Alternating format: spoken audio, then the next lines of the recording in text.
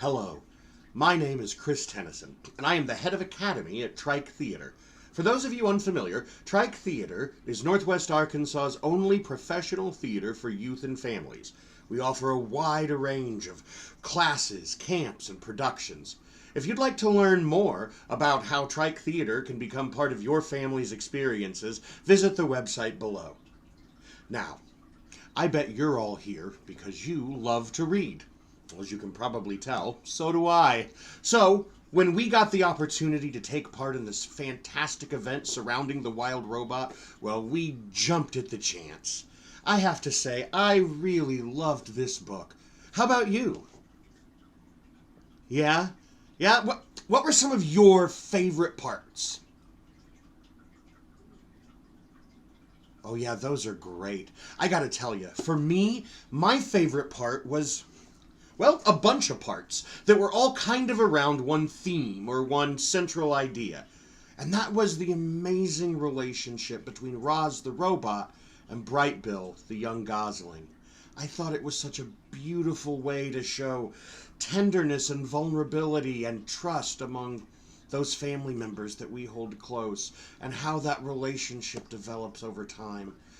I loved that part of the book so much that I had to get my friends from Trike together so that we could meet virtually and record parts of the book that dealt with that theme.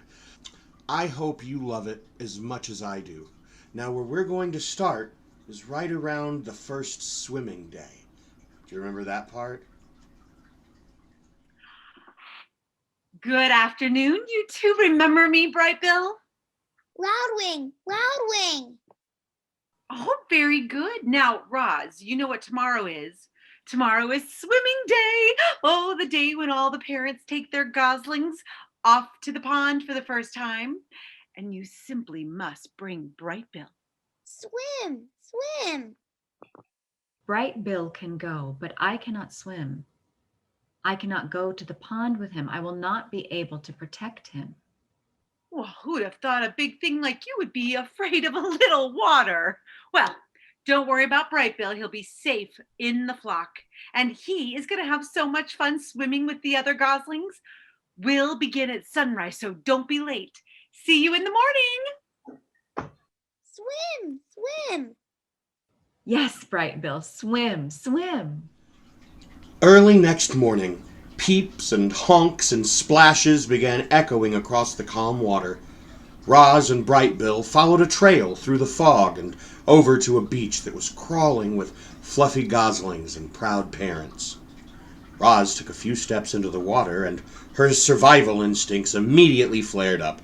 The robot's computer brain knew that if water got inside her body, it could do serious damage.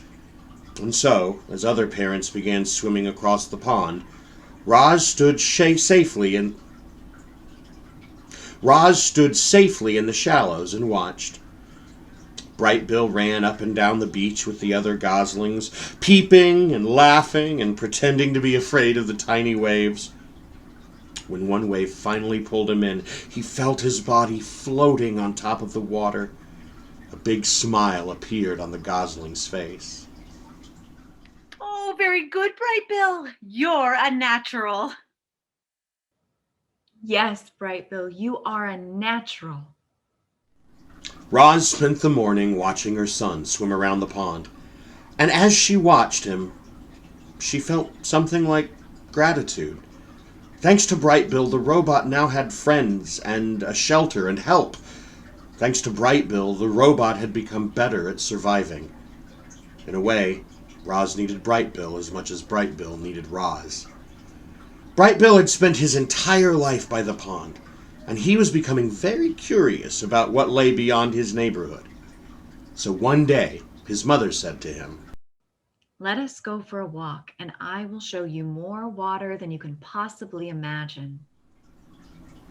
Roz placed the gosling on her flat shoulder, and the two of them set off across the island. They marched out of the forest, crossed the great meadow, and climbed uphill until they were at the top of the island's western ridge. Before them was a grassy slope that descended all the way to the dark, choppy waters that surrounded the island. That's a lot of water. I'm a good swimmer, but not good enough to swim across that pond. That's not a pond. That is an ocean. I doubt any bird could swim across an ocean. Waves rolled in from the horizon. Seagulls circled above the shore. A steady breeze blew up the slope.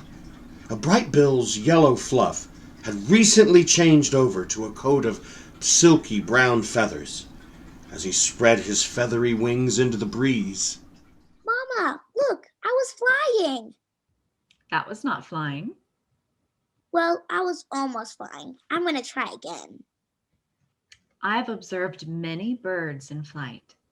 Sometimes they flap their wings quickly, and other times they fly without flapping at all. They spread their wings and soar on the wind. I'm soaring. Almost. There. Look at that seagull.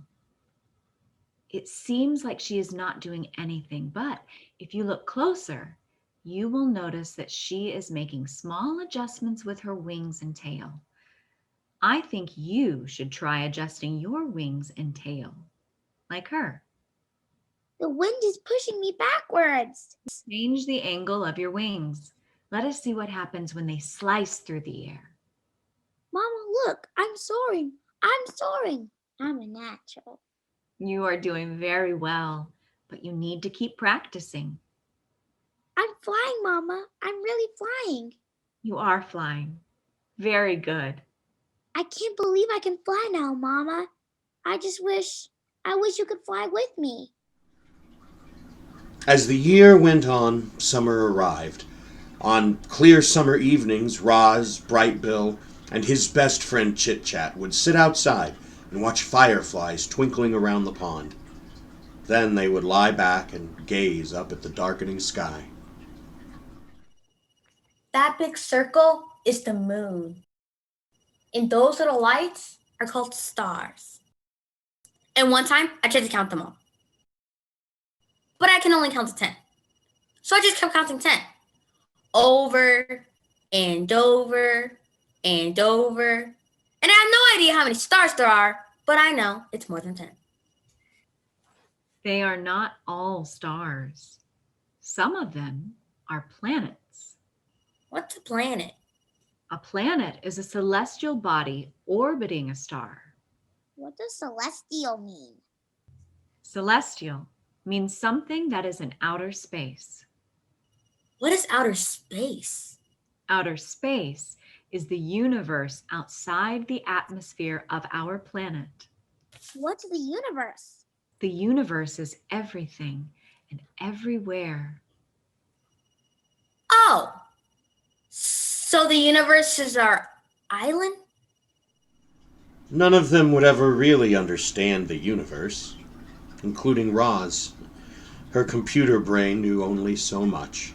She could talk about the Earth and the sun and the moon and planets, and a few stars, but not much else. The night sky was full of streaking, shimmering, and blinking lights she simply couldn't identify. Clearly, Roz was not designed to be an astronomer. One day, Brightbill slowly entered the nest.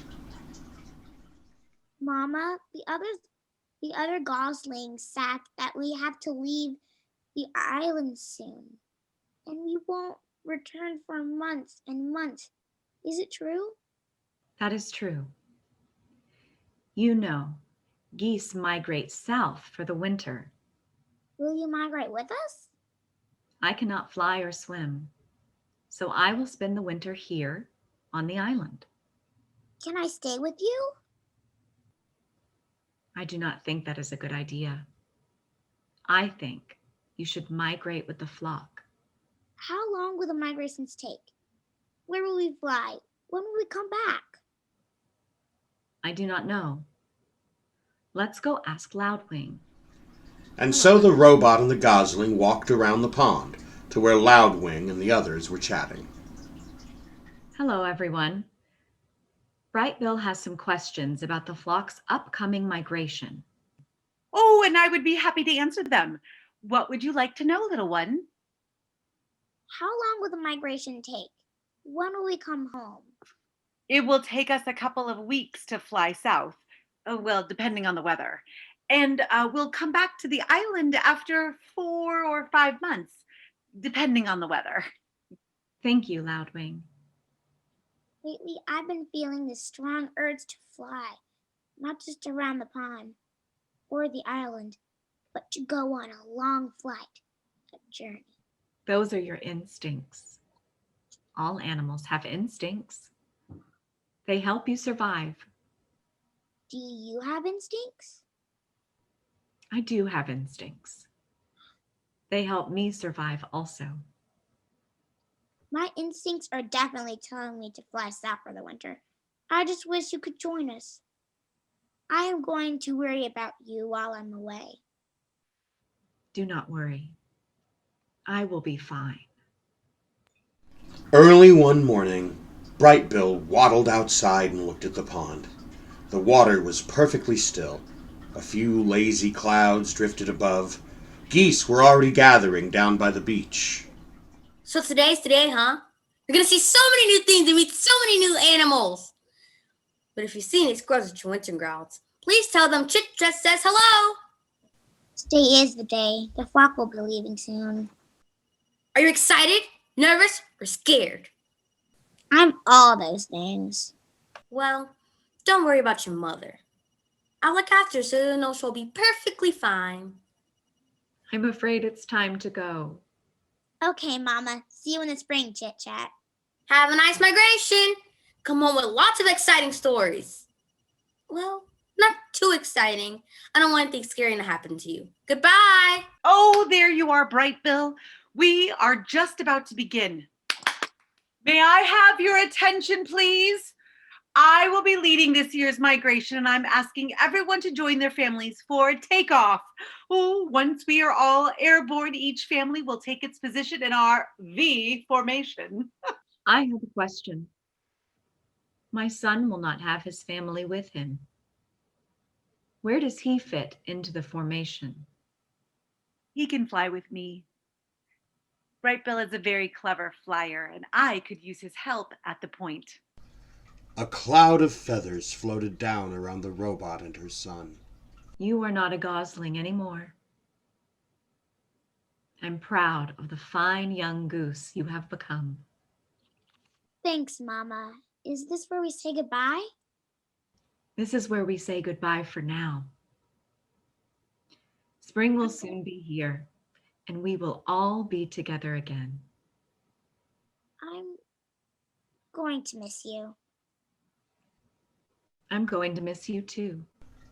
The goose took a deep breath, flapped his wings, and joined the flock. Roz climbed to the top of a tree and watched as the flock slowly faded into the horizon.